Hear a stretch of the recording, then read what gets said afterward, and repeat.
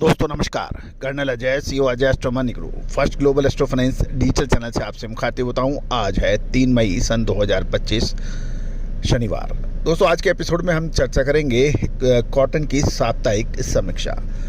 दोस्तों कॉटन कपास पर पूरा जानकारी देने वाली एकमात्र channel Ajay astro money group, जानिए रिपोर्ट विस्तार से।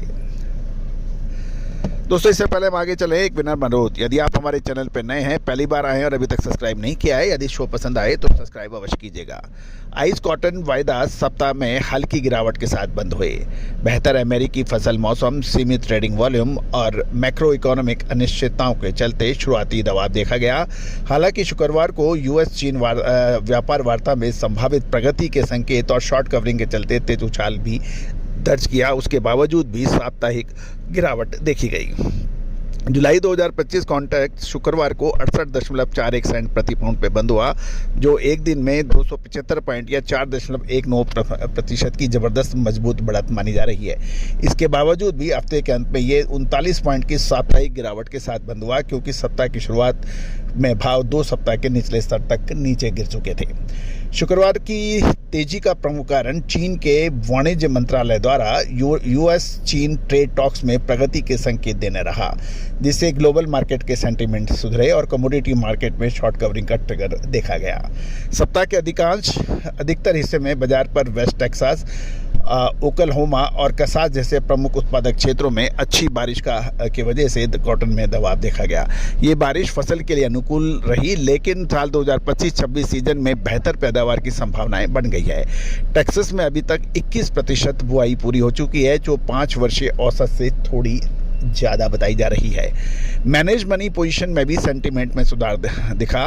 29 अप्रैल को समाप्त सप्ताह में नेट शॉर्ट पोजीशन घटकर 26,231 कॉन्ट्रैक्ट्स रह गई, जो इससे पिछले सप्ताह में 37,437 थी। यानी 37,437 जो बिकवाली के कॉन्ट्रैक्ट्स थे वो घटकर 26,231 कॉन्ट्रैक्ट्स रह गई और 3722 लॉन्ग कॉन्ट्रैक्ट्स में बढ़ोतरी देखी गई।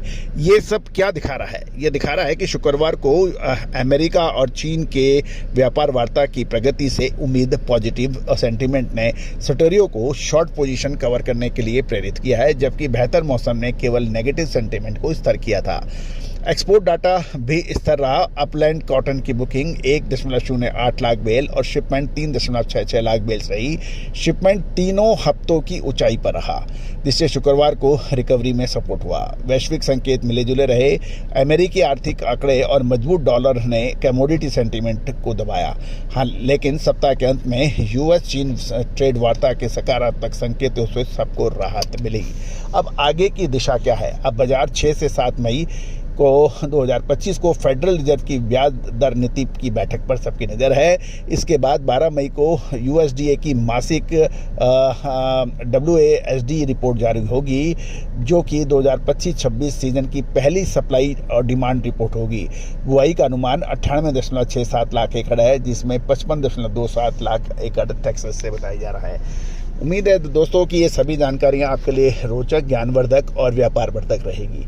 दोस्तों मई का महीना हमने आपको पहले भी अपडेट दिया था, एक निर्णायक मोड़ कॉटन के लिए ला सकता है। क्या ये तेजी का होगा या फिर मंदी का? विशेष अपडेट, विशेष जानकारियों के लिए संपर्क करें।